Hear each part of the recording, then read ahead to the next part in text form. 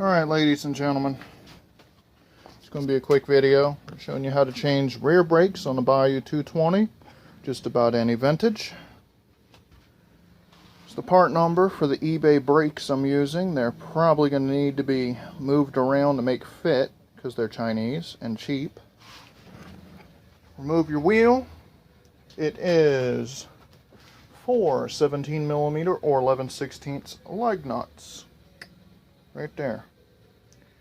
To remove the hub / drum right here, you're going to need a 1 1/8 inch. It also has a cotter pin through it, so it may be tight, it may not be tight. Pull the cotter pin out, it may come off with your hand. I would show you how to remove the old brake pads, but to my dismay, they have been no brake pads in there for a long time. You notice the discoloring both in the drum and there. The rear axle leaks. Seals need to be changed, but just for you, I'm going to show how to install brake pads on here.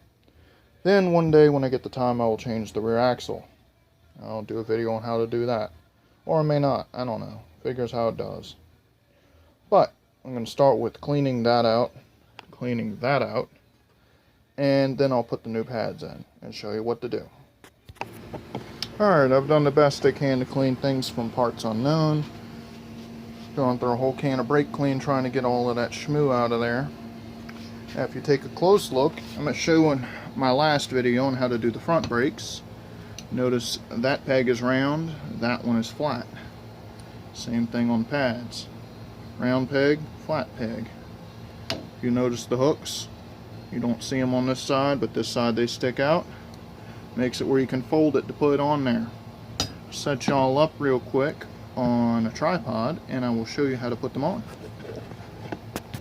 Alright, y'all see? Good enough. Brake pads. Bend them over this way. So you take them from that, bend them like that. Round side goes there. Flat side on the bottom. You have to separate them a little bit, get them around there. A little bit of spring tension. Won't kill you. Just keep your fingers out of it.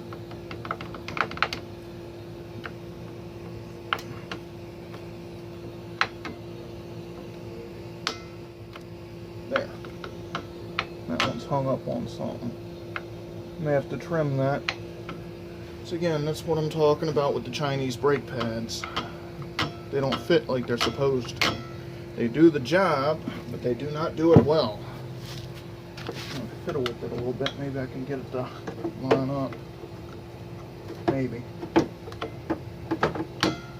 Maybe not. There it is. Okay. Now you get a good close look on them. When I press the brake pedal, you see how they open up? That's how your back brakes work. Or that's how mechanical brakes work. You pull the brake handle or squeeze the brake pedal, turns this little buddy here, which in turn spreads the pads. It's very cool, very neat.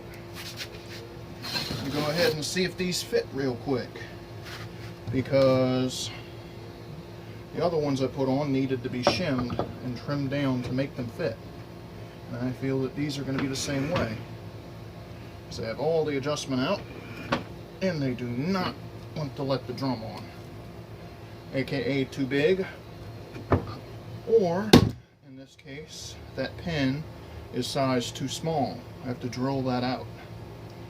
Probably wouldn't hurt to polish these down a little bit. So I'm going to do that real quick, and I will be right back with you. Sorry. Alright, we're back. I shaved this down with a drill bit. I got the biggest one I had and just wallowed it back and forth to make that round to where it fits. Now, take the drum, spin it as you're going on. There it is. You hear there's a little bit of roughness, but that's because it's not totally cleaned out. Put your washer back on. If you cared, you put some grease on here, but this four-wheeler is just nasty, so it's not going to do much help for it. Take your 1 1/8,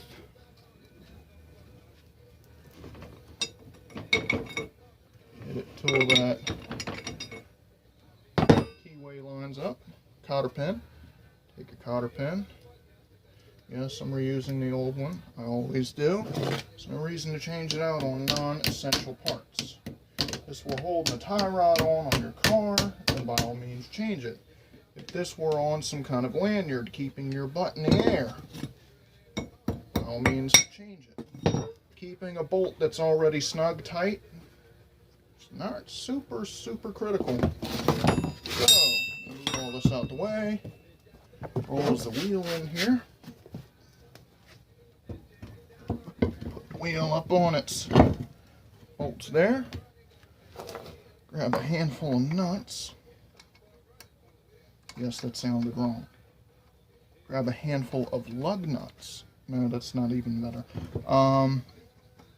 Grab a handful of wheel fasteners. There we go. That's a little better. Hand thread them. Because that much I do care. I will hand thread bolts. Just because I don't want to tear them up and make more work for myself.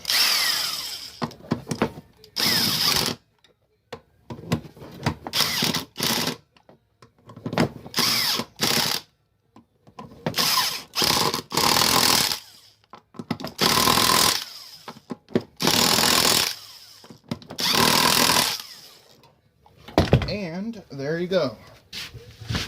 So I changed rear brakes on a Kawasaki Bayou 220. Hopefully yours doesn't need axle seals like mine does. If you have any questions, comments, concerns, well, questions or comments, throw them below. Concerns, put them in a round bin, aka trash can, because I don't care. Other than that, if you like my videos, please comment, rate, thumbs up, subscribe. Have an awesome day.